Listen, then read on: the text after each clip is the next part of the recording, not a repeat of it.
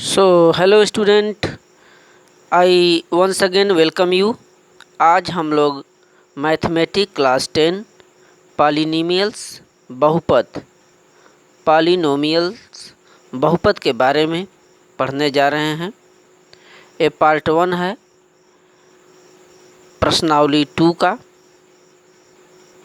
आइए जानते हैं बहुपद क्या है और इनके प्रश्नों को सवालों को देखेंगे। देखिए स्टूडेंट, पॉलिनोमियल्स बहुपद क्या है आप लोग पिछली कक्षाओं में भी पढ़े हैं। ऐसा बीजी व्यंजक जिसमें किसी चर की घात एक पूर्ण संख्या हो उसे हम लोग क्या कहते हैं? बहुपद कहते हैं। ऐसा बीजीय व्यंजक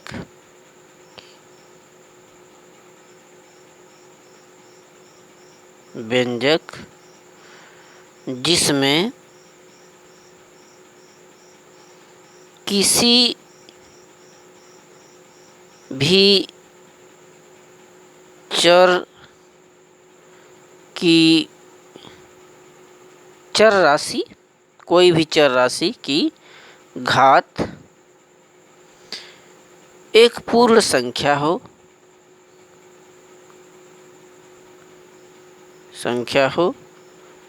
उसे हम लोग क्या कहते हैं? बहुपद कहते हैं। बहुपद कहते हैं। तो किसी भी चर राशि का घात कोई एक पूर्ण संख्या दिया हो तो उसे हम लोग बहुपद कहते हैं। जैसे ये देखिए x² - 4, यह एक बहुपद कैसे कहलाएगा? इसमें एक चर राशि है x और अचर राशि 4 है।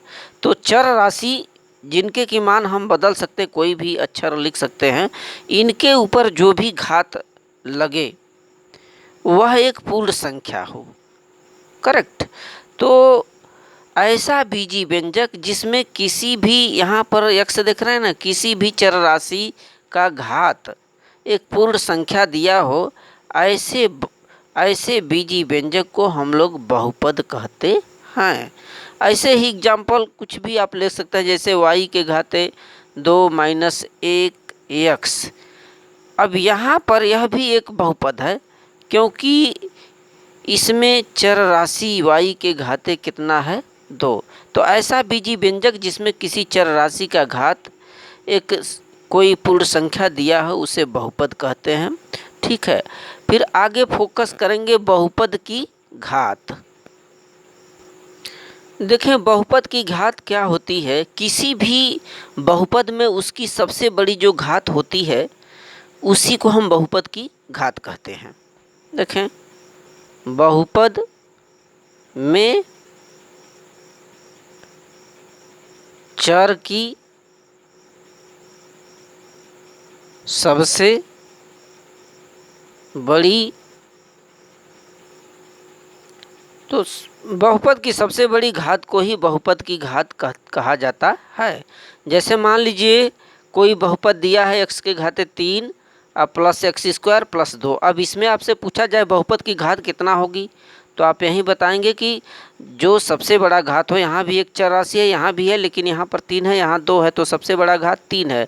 तो इस बहुपद का जो घात होगा, बहुपद का घात 3 होगा।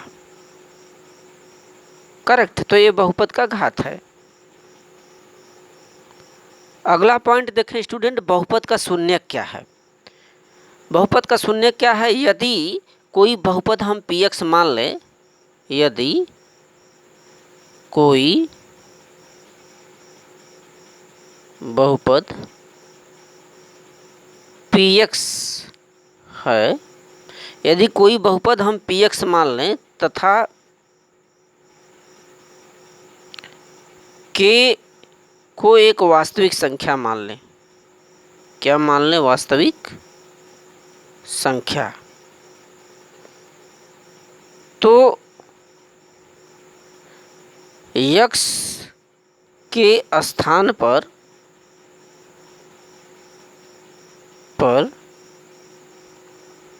k का मान रखने पर, देखें यदि यह बहुपद हमारा px है तो इसमें जो x है इसके स्थान पर उस वास्तविक संख्या k को रख दें तो यदि शून्य प्राप्त होता है, k को रखने पर शून्य प्राप्त होता है, शून्य प्राप्त होता है तो उसे हम लोग बहुपद का शून्यक कहते हैं। तो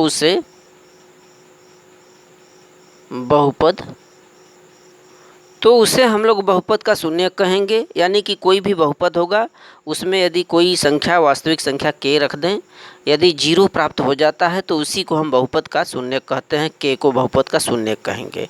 अर्थात इस संख्या में क्या हो जाएगा, जो px है पी के रख देंगे, x के स्थान पर हम क्या रख सकते हैं, पी के इज इक्वल टू क्या प्राप्त होना चाहिए, शून्य। तो यह जो हमारी k है, k को हम बहुपद का शून्यक कहते हैं, k बहुपद का शून्यक है।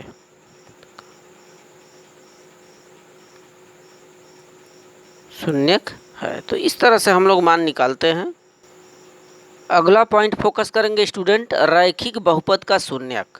देखिए रैखिक बहुपद क्या है, आप पढ़े हैं कि ऐसा बहुपद जिसमें चर राशि पर घात 1 हो उसे रैखिक बहुपद कहते हैं। तो रैखिक बहुपद का शून्यक हम लोग कैसे निकालते हैं, आइए चेक करिए। यदि कोई रैखिक बहुपद मान लीजिए px is equal to ax plus b है, यहाँ पर x के घाते 1 है, इसको रैखिक बहुपद कहेंगे। px is equal to ax plus b है, जिसका k एक शून्यक है, एक शून्यक है। तो यहाँ पर x के स्थान पर हम k का वैल्यू रखेंगे, is equal to a into क्या हो जाएगा, x के स्थान पर यदि k हम मान रखते हैं तो k प्लस b, करेक्ट। तो शून्य कब होता है, जब इस रैखिक बहुपद की वैल्यू 0 के बराबर हो जाती है, करेक्ट। k की वैल्यू रखने पर इसका मान यदि शून्य आ जाए तब इसको माना जाता है। तो यहाँ पर हल करिए, a इंटू के प्लस बी बराबर 0, तो k बराबर माइनस बी बटे a। यदि शून्य संख्या आएगी तो k की वैल्यू यहाँ पर क्या निकल कर आएगा, माइनस बी बटे a। यहाँ पर b क्या है, एक अचर पद है, अचर पद, और a क्या है, x का गुणांक है, गुणांक।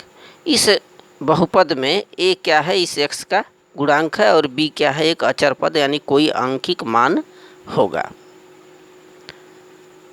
जैसे एक क्वेश्चन है, px बराबर 2x प्लस 3, तो इसके लिए k की वैल्यू क्या हो जाएगा, k बराबर माइनस बी बटा ए, ये फार्मूला है जो अभी देखें, k is equal to minus B बटा ए रैखिक व्यंजक के लिए।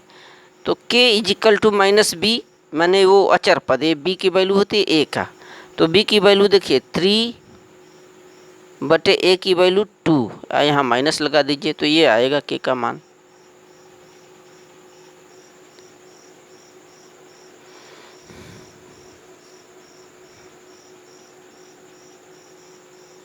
यहाँ पर स्टूडेंट आप लोग प्रश्नावली 2.1 की तरफ चलिए, देखिए क्या पूछ रखा है।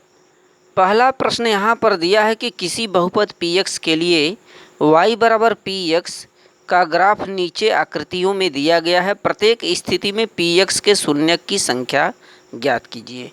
तो यहाँ पर देख रहे हैं तमाम ग्राफ बने हैं। ग्राफ आप जानते हैं कि x अक्ष होता है और y अक्ष। ठीक है। यहाँ पर मूल बिंदु होता है इधर -x और यहाँ पर -y, प्रथम चतुर्थांश, द्वितीय, तृतीय और चतुर्थ चतुर्थांश। तो यहाँ पर px का शून्यक किस प्रकार से हम ग्राफ में रिप्रेजेंटेशन करते हैं, तो ऐसा ग्राफ जो कि x अक्ष को जिस बिंदु पर प्रतिच्छेद करेगा वही उसका शून्यक कहलाता है। ठीक है, x अक्ष को प्रतिच्छेदित करने वाले बिंदु ही उसका शून्यक कहलाते हैं। जैसे देखिए, इस प्रकार से यदि हम कोई ग्राफ पेपर पर रिप्रेजेंटेशन करते हैं, यहाँ पर कोई इस तरह से गया है ग्राफियल आकृति, ये x अक्ष है, ये y अक्ष है। ठीक है, -x अक्ष -y अक्ष। तो यहाँ फोकस कीजिएगा, ये y पर काट रहा है, यहाँ x पर। तो x पर काटने वाली ये जो रेखा है, यहाँ पर जो प्रतिच्छेद बिंदु आएगा वहीं इसका शून्यक कहलाता है। करेक्ट। जैसे मान लीजिए यहाँ पर 1.2 और 3 आता है, तो यहाँ पर जो निर्देशांक हो जाएगा इसका 3, 0 इसलिए कि वायु का पॉइंट यहाँ पर 0 है, -3, 0 यही इसका निर्देशांक हो जाएगा। इसी को हम बोलते हैं शून्यक। तो आइए चेक कीजिए अपने प्रश्नावली में। यहाँ पर ये जो पहला ग्राफ देख रहे हैं, ये आकृति बनी है, एक रेखा गई है, लेकिन y अक्ष को काट रहा है, x को कहीं भी नहीं काट रहा है। अतः इसके जो पहला है क्वेश्चंस, इसका शून्यक 0 होगा, 0 होगा। इसमें देखें, यहाँ पर ये जो रेखा गई है परवलय रेखा, यहाँ पर x अक्ष को एक बिंदु पर काट रही है, तो इसका सेकंड वाले क्वेश्चन का इसका शून्यक क्या लिखेंगे? 1। करेक्ट। यहाँ पर पूछ रहा है शून्यकों की संख्या, तो सेकंड में आप शून्यकों की संख्या 1 लिखेंगे।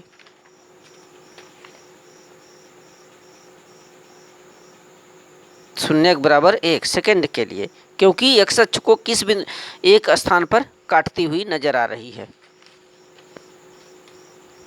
ठीक, इसी प्रकार से ये थर्ड वाला चेक करें। यह जो ग्राफ गया है, रेखा गई है, यहाँ पर देख रहे हैं x अक्ष को, ये x अक्ष है, y, सिर्फ x अक्ष को काटती हुई जो रेखा जा रही है उसका जो निर्देशांक बिंदु हो वही हम काउंट करेंगे। यहाँ पर देखिए 1 पॉइंट, 2 पॉइंट, 3 पॉइंट, यह जो रेखा गई है यहाँ पर एक स्थान पर काट रही है, दूसरे और तीसरे, तो यहाँ थर्ड का आंसर यहीं लिखेंगे। इसके जो शून्यक होंगे 1, 2, 3। यहाँ पर देखिए, ये जो रेखा गई है x अक्ष को काटती हुई 2 स्थानों पर 1, 2, तो इसका शून्यक 2 लिखेंगे। यहाँ पर चेक करें शून्यक क्या होगा, 1, 2, 3, 4। तो इस तरह से शून्यकों की संख्या बतानी है। यहाँ पर चेक करें 1, 2, 3, यहाँ पर x अक्ष को 1, 2, 3 पॉइंट पर काट रही है, अतः इसका शून्यक 6वें का 3 हो जाएगा। तो स्टूडेंट थैंक यू।